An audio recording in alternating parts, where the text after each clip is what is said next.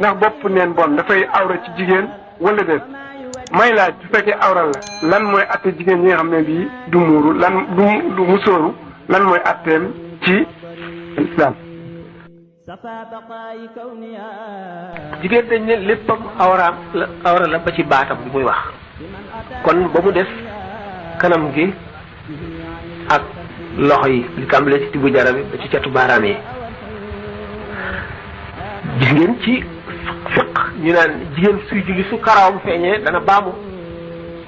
karawam rek warul feeñ.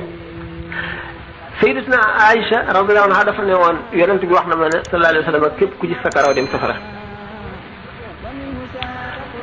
karaw surtout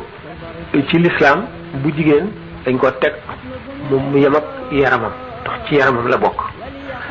bat moo tax ñuy muuru xam nga ne ñuy muuru daañu wacc seen tuuti ci seen kanam seen i bët ba ci seen catal bakkan la ñuy ci seen jël la ñuy muur ba ci seen bakkan loolu la ñuy muur. karaw nag bu feeñee moom mu ngi mel ne seeraw feeñ na kon soo xam ne kii da nga def bopp neen def nga la neex waaye wacc nga li lislaam santaane ndax bu ñu dee muur baat bopp ba wacc tuuti ci kanam ndax nit ki mën a noyyi mën a gis fi muy jaar nga xam ne ku ko gis boo ko xamul lool doo ko xàmmee kon karaw ci boppam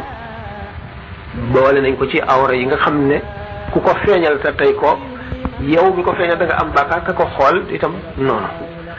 nit ki li mu gis te jubluwu ko woon dafa jekki-jekki rek ne ci dajje duñ ko ci bindal benn bàkkaar bu doon lu gën a garaaw it duñ ko ci benn du la mu tey nag delluwaat xool ko loolu lañ wax